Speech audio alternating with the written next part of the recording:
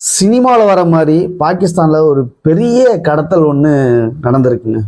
அது ஏதோ ஒரு விமானத்தை கடத்தி கேள்விப்பட்டிருக்கோம், பஸ்ஸை கடத்தி கேள்விப்பட்டிருக்கோம், இந்த மாதிரி சின்ன சின்ன விஷயங்கள்லாம் கடத்தி கேள்விப்பட்டிருக்கோம். ஒரு ட்ரெயினை கடத்தி வச்சுட்டு அவங்களோட கோரிக்கையை வச்சுருக்காங்க.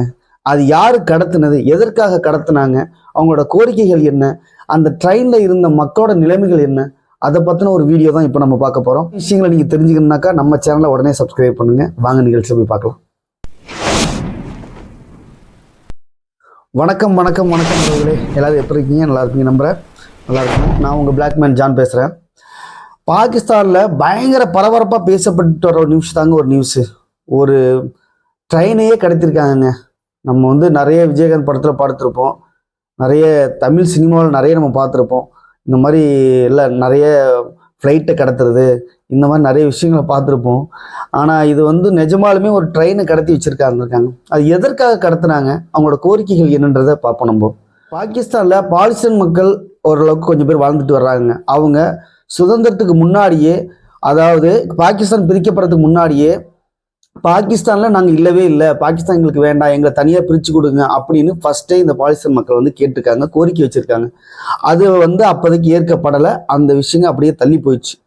அதுக்கப்புறம் இவங்களோட பாகிஸ்தானுடைய நிறைய இவங்களோட அரசியல் அமைப்புகளும் இவங்களோட நடத்துகிற ஆக்டிவிட்டிஸும் நிறைய பிடிக்கவே இல்லை. ஏன்னா நிறைய அரசியல் ரீதியாக இவங்களோட ஆட்சி அமைப்பு பிடிக்கவே இல்லை அப்படிங்கிறதா பாகிஸ்தானோட ஒரு கோரிக்கையாக இருக்குது. அதே மாதிரி அவங்களோட கோரிக்கை இப்போ என்ன அப்படின்னாக்கா, இந்த பாலிஸ்தான் அப்படின்ற BLA அப்படின்ற ஒரு குரூப் தான் கடத்திருக்காங்க இந்த ட்ரெயினை. இந்த பாலிஸ்தானுக்கும் பாகிஸ்தானுக்கும் அப்பையிலேருந்தே இவங்களோட ரொம்ப நிறைய முரண்பாடு இருந்திருக்கு. நிறைய அவங்களுக்குள்ளேயே நிறைய பிரச்சனைகள் அந்த மாதிரியெல்லாம் போயிட்டு இருந்திருக்கு. இவங்க ஆல்ரெடியே நிறைய டைம் சொல்லியிருக்காங்க, இவங்க நிறைய எங்களோட கனிமங்களை நீங்கள் எடுத்துக்கிறீங்க, நிறைய எங்களோட இயற்கை வளங்களை அழிக்கிறீங்க, நிறைய இயற்கை வளங்கள் வீணாக போகுது, இது நிறையா நல்லா இருக்காது, நம்ம கரெக்டாக இருக்கணும், இந்த மாதிரிலாம் ப்ராப்ளம் வருது அப்படின்னு சொல்லிட்டு நிறைய பாகிஸ்தான்கிட்ட கோரிக்கைகள் வச்சுருக்காங்க. இதில் மும்பை, டெல்லி இந்த மாதிரி பெரிய பெரிய நகரங்களுக்கு ஒரு சின்ன சின்ன பிரச்சனைகள் வரும் பார்த்தீங்களா, அந்த மாதிரி தான் அது ஒரு பெரிய நகரமாக இருக்க போய் இந்த மாதிரி நிறைய பிரச்சனைகள் வந்தோடனே எடுத்து சொல்லியிருக்காங்க. இந்த மாதிரி ப்ராப்ளம்லாம் இருக்குது, எங்களுக்கு இந்த மாதிரி பிரச்சனைகள்லாம் இருக்குது அப்படின்னு சொல்லிட்டு டைரெக்டாக இராணுவ அதிகாரிகளிடமே இவங்க முறையிட்டு இருக்காங்க. நிறைய பிரச்சனைகள் அவங்க கூட இருந்திருக்கு. அவங்க சொல்லி சொல்லி கேட்காம லாஸ்ட் ஆப்ஷன் ட்ரெயினை கடத்திருக்காங்க. பாலிஸ்டன்ங்கிற ஏரியாவில் குவாடான்ற அந்த ஒரு ஏரியாவில் தான் இந்த ட்ரெயின் கடத்தப்பட்டிருக்குது. அது எவ்வளோ பிளான் பண்ணி கடத்திருக்காங்கன்னு தெரியுங்களா? இதுக்கு முன்னாடியே இதோட அறிவிப்புகள்லாம் பாகிஸ்தானோட இராணுவ அதிகாரிகளுக்கு, உள்துறை அதிகாரிகளுக்கும் நிறைய இந்த நியூஸ் போயிருந்துருக்கு. அவங்க அதை சரியாக ஹேண்டில் பண்ணலையே என்னன்னு தெரியல. ஆனால் உடனே இந்த ட்ரெயினை கடத்தி அங்கே அதில் உள்ள என்ன பண்ணாங்க, மக்களை எல்லாம் கொண்டுட்டாங்களா, லேடிஸு குழந்தைங்க எல்லாம் இருந்தாங்களா, அவங்களெல்லாம் கொண்டுட்டாங்களா அப்படின்னு பார்த்தீங்கன்னாக்கா அதுதாங்க இல்லை. அவங்க என்ன ஒரு விஷயம் என்னன்னு பார்த்தீங்கன்னாக்கா, அந்த குழந்தைகள், அங்கே உள்ள லேடிஸ், அவங்க எல்லாரையுமே ட்ரெயினை விட்டு வெளியில் அனுப்பியிருக்காங்க. அதே மாதிரி பாகிஸ்தான் மக்கள் யார் இருந்தாலும் அவங்க அந்த ஆண்கள் எல்லாரையுமே வெளியேற்றிருக்காங்க, ட்ரெயின் விட்டு வெளியேற்றிருக்காங்க. அவங்க பிடிச்சு வச்சிருக்க பணி கைதிகள் இப்போ யாருன்னு பார்த்தீங்கன்னாக்கா அது இராணுவ அதிகாரிகள் மட்டும்தான். அந்த பாகிஸ்தானில் அந்த இராணுவ அதிகாரிகள் எப்படி அவங்க அங்கெல்லாம் இவ்வளோ பேர் வந்தாங்க அப்படின்னாக்கா, ரம்ஜான் கொண்டாடுவாங்கல்ல, அதுக்காக அவங்க எல்லாமே லீவில் போயிருக்காங்களா, இல்லை எந்த மாதிரி அவங்க அந்த ட்ரெயினில் எல்லாரும் ஒன்றா இருந்தாங்க அப்படிங்கிறது தெரியல.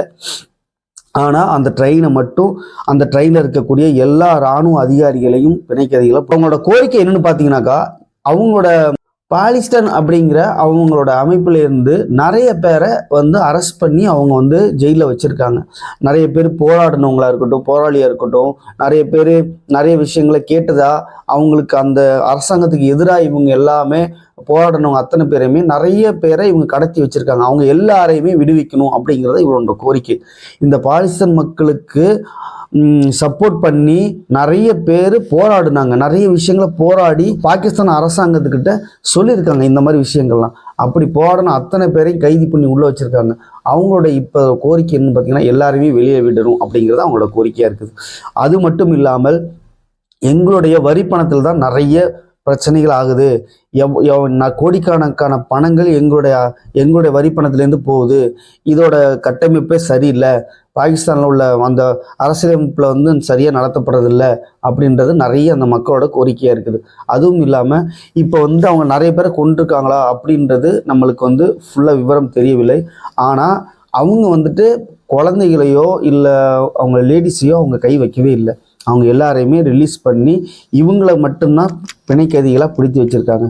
அது எப்படிங்க ஒரு ட்ரெயினை வந்து ஒரு ஒரு கவர்மெண்ட் ட்ரெயினை வந்துட்டு அது எந்த டைமில் வரும், என்ன மாதிரி டைமில் வரும் அப்படின்னு பார்த்து அந்த இடத்த பார்த்து நோட் பண்ணி கரெக்டாக தூக்கியிருக்காங்க பிளான் பண்ணி. இது எவ்வளோ நாளாக அது வந்து ஆல்ரெடி அந்த ட்ரெயின் வந்து கொஞ்ச நாளாக சில பிரச்சனைகள் இல்லாமல் அந்த ட்ரெயின் போகாமல் தான் இருந்திருக்கு. ஒரு 10-20 நாள் அந்த ட்ரெயின் போகாமல் தான் இருந்திருக்கு. அதுக்கப்புறம் தான் இந்த ட்ரெயினை விட்டுருக்காங்க. அந்த ட்ரெயினில் வந்து நிறைய பிரச்சனைகள் ஆகி தான் அது மறுபடியும் இந்த ட்ரெயின் விட்டுருக்காங்க. ஆனால் இந்த ட்ரெயினை இவங்க எல்லாருமே ட்ரெயினில் போய் இராணுவ அதிகாரிகளை மட்டும் வச்சுட்டு மற்றவங்க எல்லாருமே வெளியில் அனுப்பிவிட்டு நெருக்கி ஒரு 100-150 பேர் அப்படின்னு சொல்கிறாங்க. அந்த இராணுவ வீரர்களை வந்து ஒரு சிறைப்பிடிச்சு வச்சுக்கிறதா சொல்கிறாங்க. அதில் வந்து இவர் 20 பேரை நாங்கள் கொண்டுட்டோம் அப்படிங்கிற மாதிரி அந்த பாகிஸ்தான் அவங்க வந்து தெரிவிச்சிருக்காங்க அரசாங்கத்துக்கு. அவங்களோட கோரிக்கையை பகிரங்கமாக வெளிவிட்டிருக்காங்க. நாங்கள் எங்களோட பிரச்சனைகள் இப்படி இருக்குது, இதுதான் இருக்குது அப்படின்னு சொல்லிட்டு அவங்களோட போராட்டம் வந்துட்டு இந்த அளவுக்கு இப்படி இருக்கும்னு நம்ம வந்து எதிர்பார்க்க முடியல. இன்னும் அவங்களோட கோரிக்கைகளை வந்து பாகிஸ்தான் அரசு ஏற்றுக்குமா, இல்லை அவங்கள வந்து அந்த பாகிஸ்தான் அவங்களுக்கு ஆதரவாக போராடின போராளிகள் எல்லாருமே வந்து அரெஸ்ட் பண்ணி வச்சுருக்காங்களா, அவங்க எல்லாரையும் வெளியில் விட போகிறாங்களா, இது எந்த மாதிரி ஒரு விஷயத்தை நோக்கி போகுது அப்படிங்கிறது தெரியல. ஆனால் இவரோட கோரிக்கைகள் நிறைவேற்றப்படலைனாக்கா அவங்க எந்த மாதிரி ஒரு ஆக்ஷன் எடுப்பாங்க அப்படிங்கிறது அந்த பாகிஸ்தான் மக்களிடையே நிறைய பதட்டத்தோடையே இருக்கிறாங்க அப்படின்னு தான் நம்ம சொல்லலாம்.